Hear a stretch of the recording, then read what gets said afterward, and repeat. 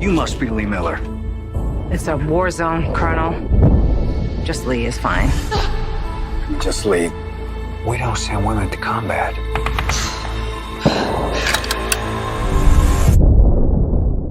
Well, that's a problem, because I'm here. I hear you're the woman to see about a job. Audrey Withers. Yes, I am. We don't hire older models. I'm not a model anymore. I've seen your photographic work. You're really very impressive. It happened so slowly. Yeah, kind of overnight. We woke up one morning, and Europe was at war. Only non-military access for women. I just want to do my part. Why should the men get to decide what that is? I'm heading to the front. Ready to go? That's not what I thought you were gonna say.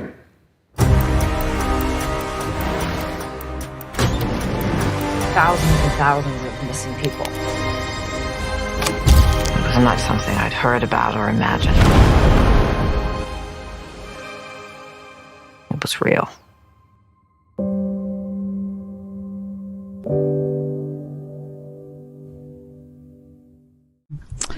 제가 주말에 영화를 한 편 봤습니다.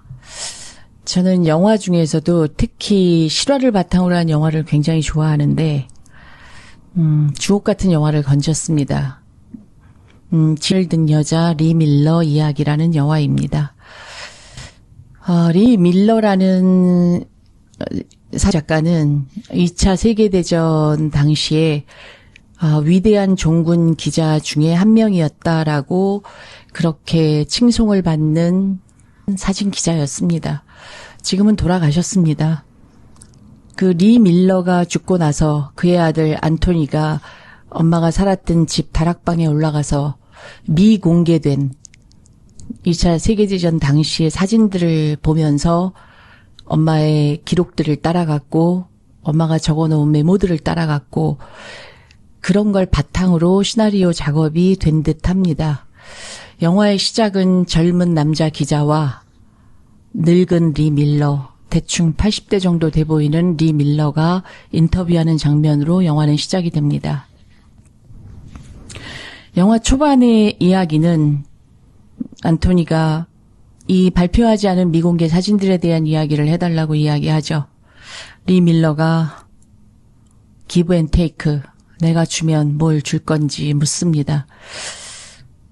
영화 초반에 저는 저 80 먹은 노인이 돈을 요구하나 이렇게 생각했습니다.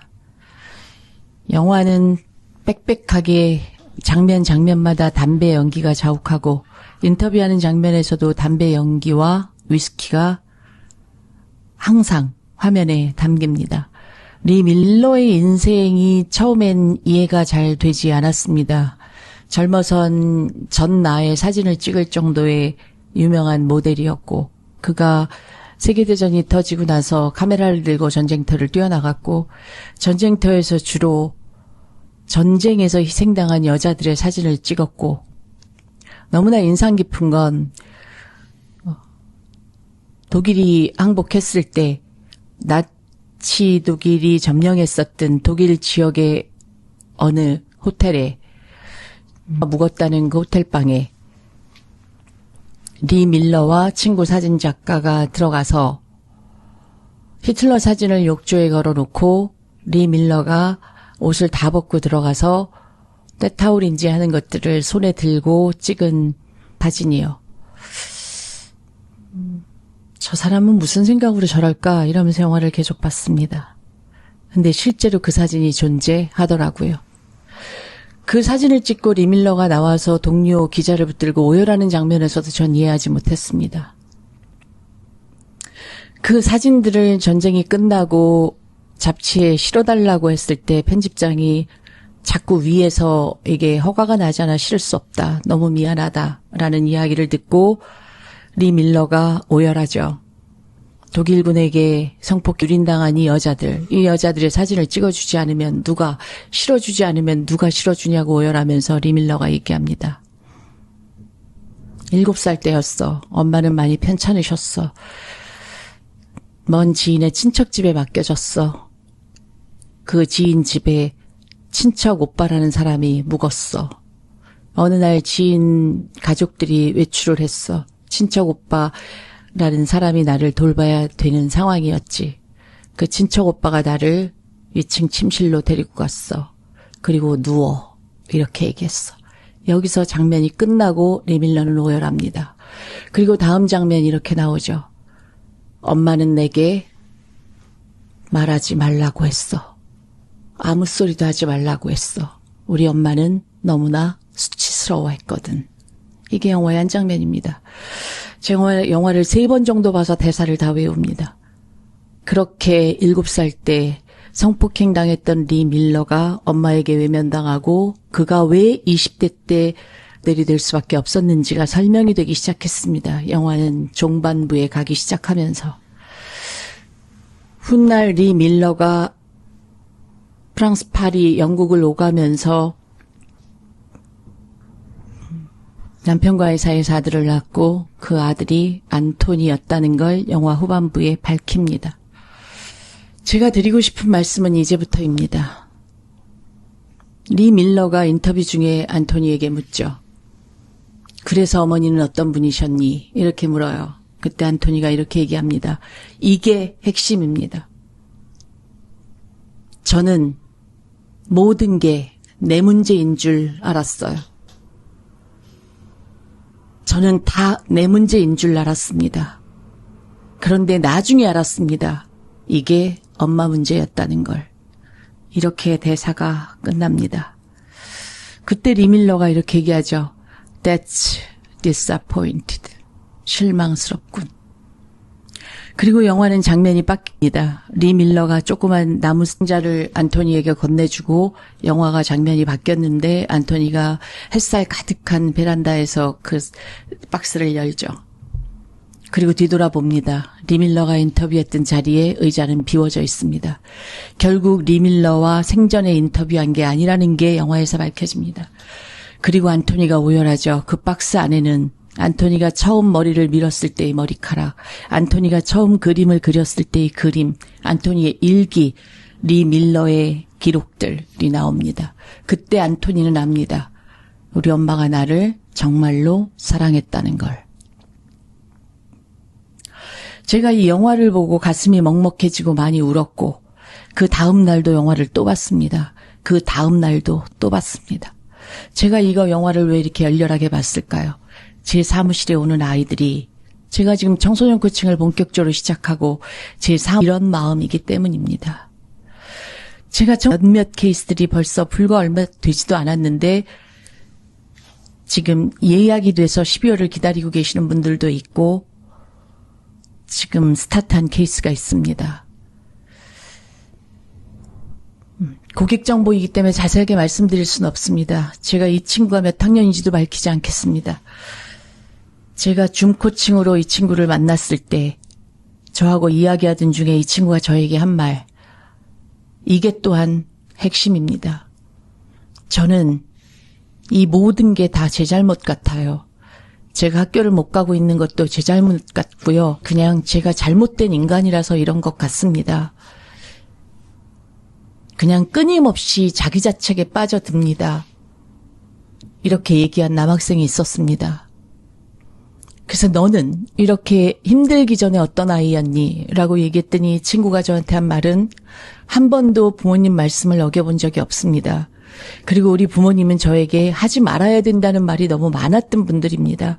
그리고 전 해야 하는 것들이 너무 많았습니다. 저는 항상 예의 바르게 행동해야 되는 학생이어야 됐고 저는 지켜야 될 게 너무 많았던 사람입니다. 제가 더 이상 견딜 수 없어서 올해 초에 더 이상 못하겠다고 미친 짓을 하고 나서야 부모님의 요구는 끝이 났습니다. 부모님은 더 이상 저에게 요구하지 않습니다. 부모님은 저의 눈치를 보십니다. 저는 제 맘대로 할 수 있습니다. 그런데 저는 게임도 재미가 없고 침대에서 손 하나 까딱 할 수가 없습니다. 이게 이 학생의 말이었습니다. 가슴 아프지 않습니까? 제가 상담 끝나고 마지막에 네 잘못이 아니야. 이건 네 잘못 아니다. 이건 어른들의 잘못이야. 그리고 어른들의 잘못이라고 얘기하기엔 어른들의 비극적인 삶이 문제인 거고 이건 일제시대부터 잘못된 거야. 네 잘못 아니야. 얘기했을 때 그 아이의 입꼬리가 올라가는 걸 봤습니다.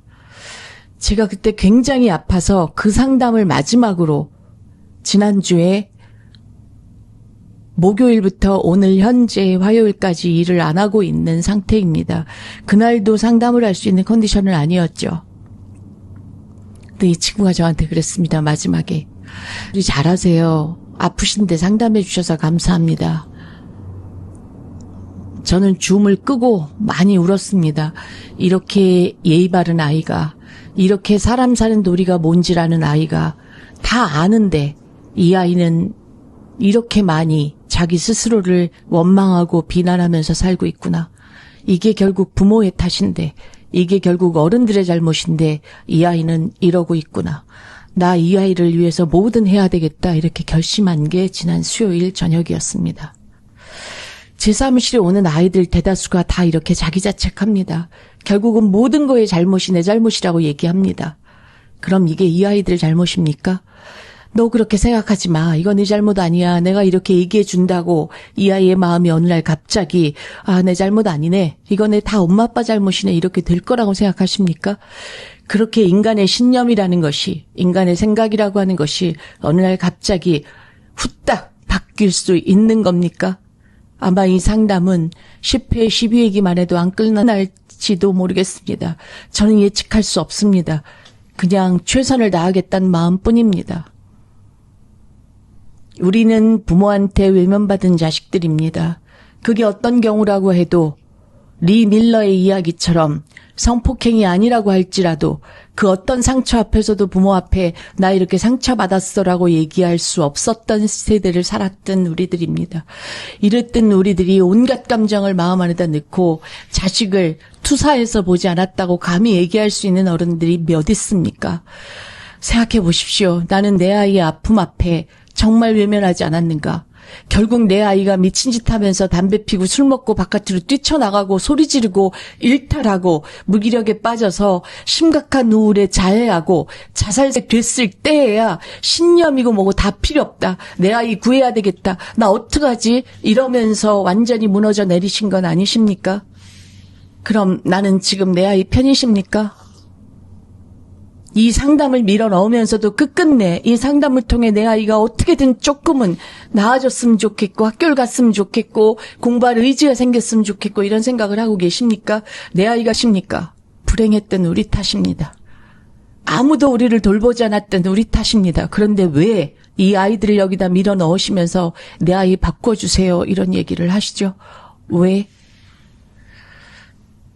저는 마지막에 진짜 궁금해했습니다. 리 밀러는 그렇게까지도 자기 안의 결핍과 자기 안의 상처를 치유하기 위해 전쟁통에 그 많은 여자들의 사진을 찍고 그렇게 울분하고 어떤 남자 기자들보다 전쟁터를 그렇게 열정적으로 누볐던 리 밀러는 과연 마지막에 그를 치유하고 갔을까?